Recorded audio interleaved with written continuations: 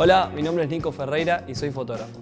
Mi especialidad son la fotografía de viajes, poniendo especial atención en paisajes urbanos y de naturaleza. A lo largo de mi carrera he realizado fotos de moda, arquitectura, retratos, gastronomía y documentado festivales como Lollapalooza, Coachella o Rock in Rio. Trabajo para marcas como Lonely Planet, Sony, Heineken, Samsung, entre otras, siendo embajador de alguna de estas para las que genero y comparto contenido desde mi cuenta de Instagram. Mi pasión por la fotografía se entremezcla también con la del ajedrez. Esto me ayudó a ser metódico y planificador en mi vida, y sobre todo en los viajes, donde la estrategia es indispensable para lograr resultados espontáneos y de calidad. En estos años he viajado alrededor del mundo, visitando destinos exóticos que me han permitido capturar imágenes de atardeceres, paisajes increíbles y retratos de personas en situaciones inesperadas.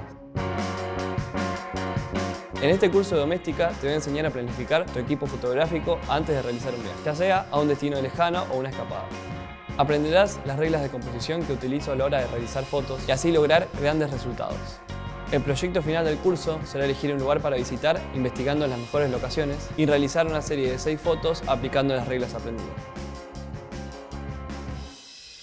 Comenzaremos aprendiendo las técnicas de composición en fotografía de paisaje, luego veremos el valor de la investigación previa y la preparación, aprenderemos también cómo afrontar las condiciones variables a las que nos podemos encontrar.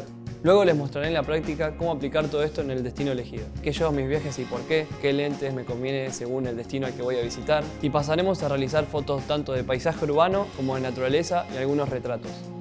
Aplicaremos técnicas como jugar con el enfoque y la profundidad de campo para lograr fotos de lo más original. Pasaremos a la parte de postproducción, donde aprenderemos a importar y a editar nuestras fotos en Lightroom. También cómo crear sus propios presets y editar de forma sincronizada varias fotos.